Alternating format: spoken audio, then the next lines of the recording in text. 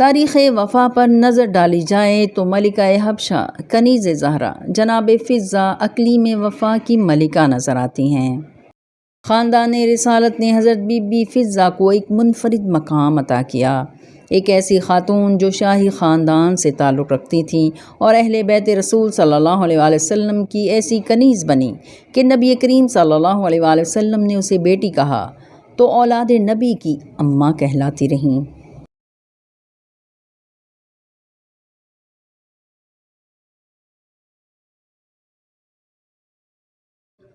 بسم اللہ الرحمن الرحیم،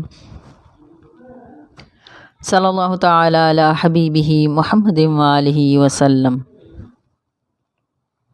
حبشہ کی شہزادی میمونہ کے 4 بیٹے داؤد، محمد، موسیٰ اور یحییٰ تھے۔ ایک دن بی بی میمونہ نے چاروں کو بلایا اور فرمایا، بادشاہی کرتے کرتے تھک گئی ہوں، اب مدینہ جا کر اہل بیت کی نوکری کرنی ہے۔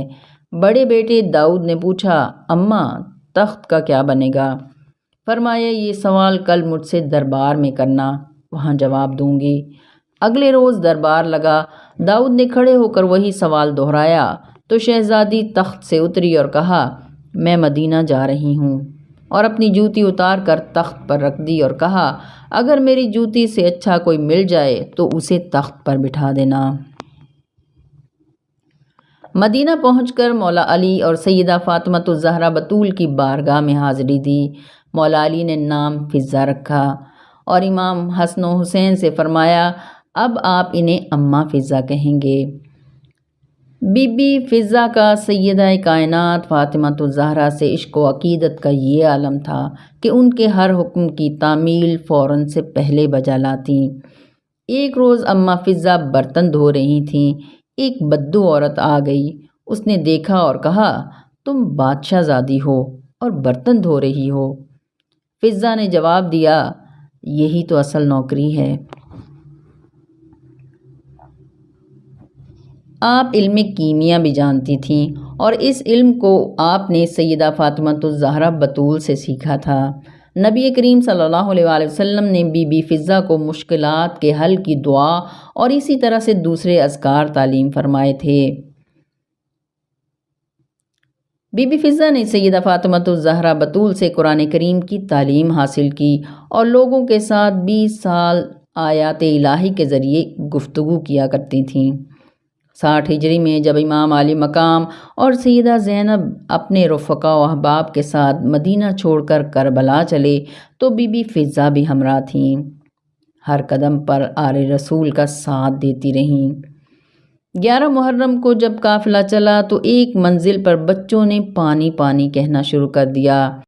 بی بی فضہ نے اللہ سے دعا کی، یا اللہ اس چادر کا واسطہ جس میں حسین کو ڈالتی رہی ہوں، جنت کے مالکوں کے بچوں کو پیاس لگی ہے، مدد فرما۔ یہ صدا سن کر آسمان کے دروازے کھل گئے، ندا آئی، اگر کہو تو 8 جنتیں پیالے میں بند کر کے فرات کے کنارے اتار دوں۔ پھر جنت کا پانی، جنت کی کھجوریں آ گئیں۔ اماں فضہ یہ سامان لے کر امام زین العابدین کے پاس گئیں۔ امام نے فرمایا، اماں تمہارے پاس سے جنت کی خوشبوئیں آ رہی ہیں۔ اماں فضہ نے ساری بات بتائی۔ امام نے فرمایا، اماں ہماری طاقت نہ آزما، ہم مجبور نہیں ہیں، مامور ہیں۔ ادھر دیکھو۔ اماں فضہ نے امام کی کڑیوں کے درمیان دیکھا کہ حوریں کھجوریں اور پانی لے کر انتظار میں ہیں کہ اشارہ کریں تو نیچے اتریں۔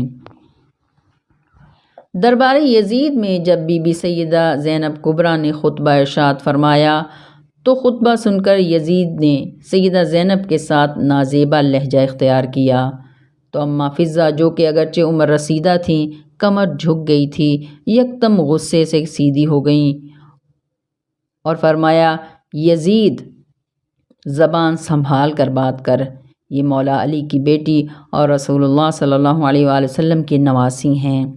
یزید یہ سن کر تل ملا اٹھا اور اپنے فوجیوں سے کہا، کون ہے جو اس بڑھیا کی گردن اتار دے؟ فوجی آگے بڑھے تو دربار میں موجود حبشی فوجی جو اماں فضہ کے ملک حبشہ کے تھے، تلواریں نکال کر آگے آ گئے اور کہا، خبردار کوئی آگے نہ بڑھے، اگر کوئی آگے آیا تو پھر بغاوت ہوگی اور جنگ ہوگی۔ شام سے رہائی کے بعد اہل بیت کا قافلہ جب مدینہ واپس آیا تو کچھ عرصے بعد یزیدی حکومت نے سیدہ بی بی زینب کو مدینہ چھوڑنے کو کہا۔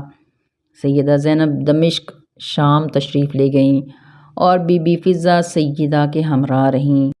صرف کربلا، کوفہ اور شام میں نواسِ رسول صلی اللہ علیہ وآلہ وسلم سیدہ زینب کا ساتھ نہیں نبھایا، بلکہ آج بھی دمشق شام کے قبرستان باب الصغیر میں حضرت بی بی فضہ کا مزار سیدہ زینب کبریٰ سلام اللہ علیہا کے مزار مبارک کا پاسبان بن کر کھڑا ہے۔ اس ملکہ وفا کی ذات پر لاکھوں سلام۔ بی بی اماں فضہ کا مزار ایک ایسے باب مناجات کی شکل اختیار کر چکا ہے جہاں حاجت مندوں کی خلوص نیت سے مانگی گئی دعائیں کبھی رد نہیں ہوتی۔